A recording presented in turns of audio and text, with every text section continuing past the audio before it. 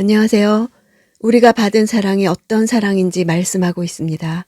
오늘 본문은 로마서 5장 6절에서 11절입니다. 6절. 우리가 아직 연약할 때 그리스도께서는 작정된 시기에 경건하지 않은 사람을 위해 죽으셨습니다. 연약하다는 단어는 상대적 의미가 아니라 완전히 절대적 의미의 무능하다는 의미입니다. 연약하다 못해 취약한 인간의 상태를 나타냅니다. 우리가 본래 영적으로 전적 무능의 상태에 있었다는 것을 강조합니다. 사람은 자신의 구원을 위해서 아무것도 할 수가 없으므로 죄의 삭신, 영원한 멸망을 향해서 나아가는 수밖에 없었습니다. 원문에는 아직이란 부사가 2번 나옵니다.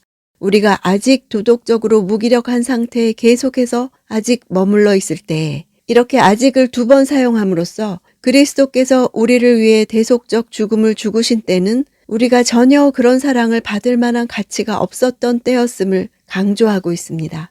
작정된 시기란 카이로스입니다.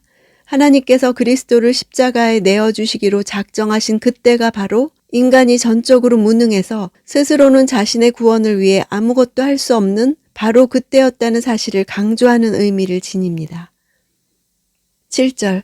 의인을 위해 죽는 사람은 거의 없고 선한 사람을 위해 과감히 죽는 사람은 간혹 있기는 합니다. 의인과 선인을 위해 죽는 것조차 거의 있을 수 없는 일임을 부각시키고 있습니다. 현실이 그런데도 불구하고 예수께서는 의인도 아니고 선한 사람도 아닌 바로 죄인된 우리를 위해 죽으셨습니다. 8절. 그러나 우리가 아직 죄인 되었을 때 그리스도께서 우리를 위해 죽으심으로 하나님께서는 우리에 대한 그분의 사랑을 나타내셨습니다. 나타내셨다는 시제는 계속과 반복을 나타내는 현재 능동형입니다. 지금도 계속해서 그분의 사랑을 능동적으로 보여주고 계심을 잘 드러냅니다. 우리가 죄인의 신분일 때 우리를 위해 죽으신 예수 십자가의 효력이 지금도 계속되고 있다는 의미입니다. 우리가, 우리를 위해, 우리에 대한 하고 우리란 대명사가 3번이나 나오는 것은 우리의 본래 죄악된 상태와 더불어 바로 이런 죄인을 구원하기 위해 죽어주신 그리스도의 사랑을 드러내기 위한 의도적인 표현입니다. 10절.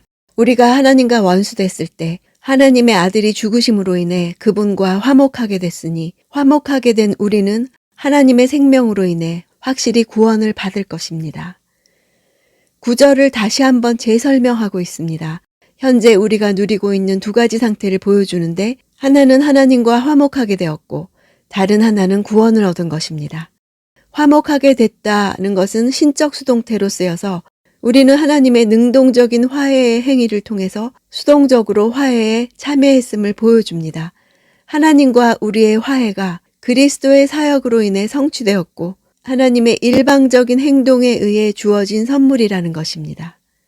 원수된 자는 하나님에 의해 적대감을 가진 자입니다. 우리도 성도이기 때문에 이 세상에서 당하는 환난이 있습니다. 그때 나 자신을 보고 절망할 수 있습니다. 변하지 않는 나 때문에 절망할 수 있습니다. 우리의 화해가 그리스도의 사역으로 인해 성취되었고 하나님의 일방적인 행동에 의해 주어진 선물이라는 것입니다. 9절 10절은 하물며 더욱이 논증이라고 불리는 논증입니다. 어떤 일이 일어났다면 다른 어떤 일은 더욱 일어날 것이다.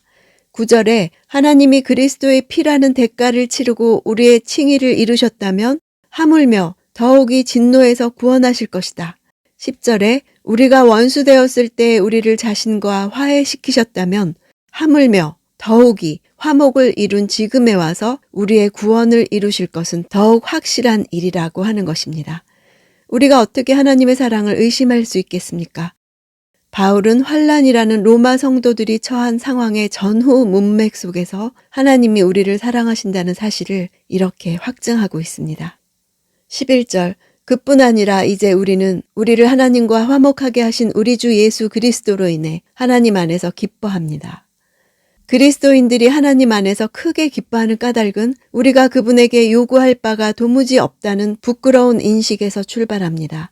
이것은 우리가 아직 죄인이며 원수되었을 때 그리스도께서 우리를 위해 죽으신 것을 놀라워하는 예배로 이어지고 그분이 시작하신 일을 그분이 완성하시리라는 겸손한 확신으로 끝납니다.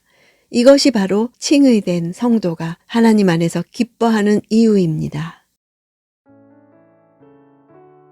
예수께서 어떤 자를 위해 죽으셨는지 4가지로 말하고 있습니다.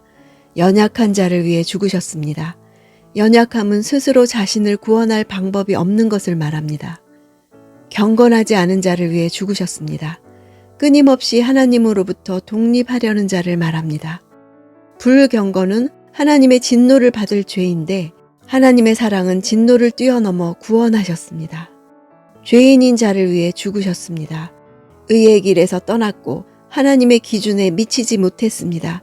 죽음의 형벌을 받을 수밖에 없는 자를 말합니다. 원수된 자를 위해 죽으셨습니다. 하나님에 대해 적대감을 가진 자, 화목할 수 없는 자입니다. 죄를 지은 것은 우리인데도 죽으신 분은 그분입니다. 우리를 향한 하나님의 사랑을 공개적으로 입증하기 위해서입니다. 이 세상에서 환난을 당할 때, 변하지 않는 나 자신을 보고 절망할 때 하나님의 사랑을 생각합시다. 이런 사랑을 받은 자의 특징은 하나님 안에서 기뻐하는 것입니다. 나에게 이 기쁨이 있는지 오늘 하루 살면서 나 자신을 보시기 바랍니다.